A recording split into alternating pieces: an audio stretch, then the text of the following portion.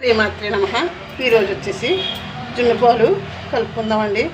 ఇదిగోండి, ఒక నాకు తెలిసిన వాళ్ళు ఇచ్చారు ఒక గ్లాసు పాలు, మురుపాలండి. ఇవి చూడండి, ఆ గ్లాసు మురుపాలకి నేను ఇదిగోండి ఒక ప్యాకెట్ కొట్టు మీదే తీసుకొచ్చుకున్నామండి.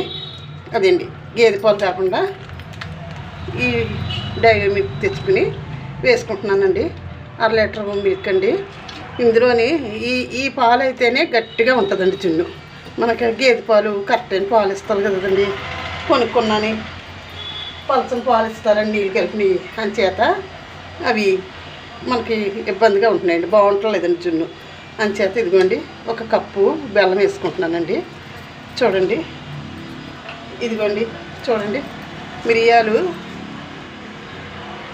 మిక్సీ పట్టుకుని పెట్టుకున్నానండి. మిరియాల పొడి వేసుకోవాలండి. మనం మిరియాలు ఎక్కువ వేసుకుంటే బాగుంటుందండి.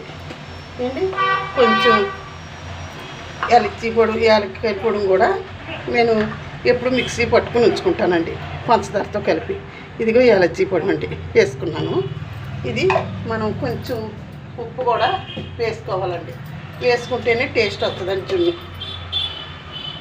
ఇదిగోండి కొంచెం ఉప్పు వేస్తున్నానండి, తక్కువ వేసాను, మరి ఎక్కువ వేసుకో అవసరం లేదు. ఇది బాగా మనం కలుపుకోవాలండి.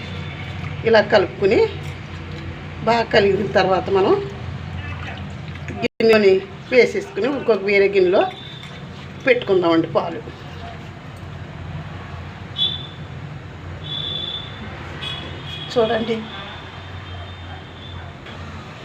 చూడండి ఇలాగా కలిసినవి ఇందులో వేసుకుందామండి. వేసుకుని మనం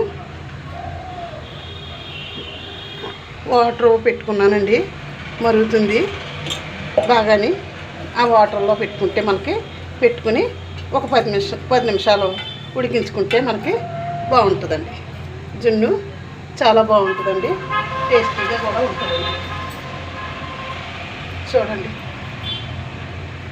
ఇది నేను వాటర్లో పెట్టేసుకుంటానండి. వేడి వాటర్ పెట్టుకున్నాను, ఆ వాటర్లో పెట్టుకుంటానమ్మా. చూడండి, అది వాటర్ కూడా మరుగుతుంది, బాయిల్ అవుతుంది, అందులో పెట్టుకుంటాను.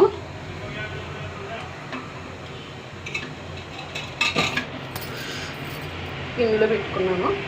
చూడండి, దీని మీద మనం మూత పెట్టుకుంటే మనకి 1 నిమిషం బాయిల్ అయిన తర్వాత మూత పెట్టుకుందామండి.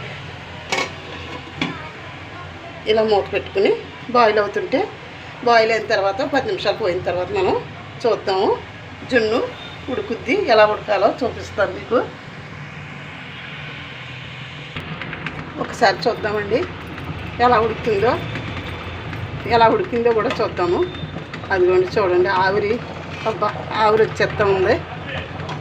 ఎలా ఉడికింది అన్నది చూద్దాము. ఇంకా ఉడకలేదమ్మా, ఉడుకుతూ ఉంది. ఇంకా ఇది ఇలా అంటుకుంటుంది, ఇలా అంటుకోకుండా రావాలి మనకి, అప్పుడు ఉడికినట్లు. ఇంకా మూత పెట్టుకుందాము.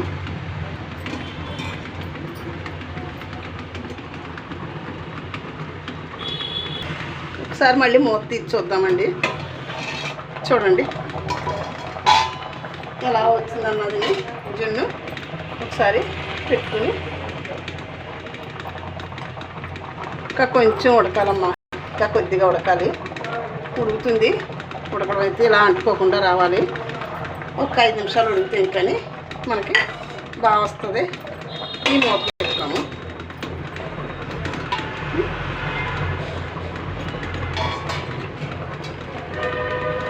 ఉడుకుతుంది,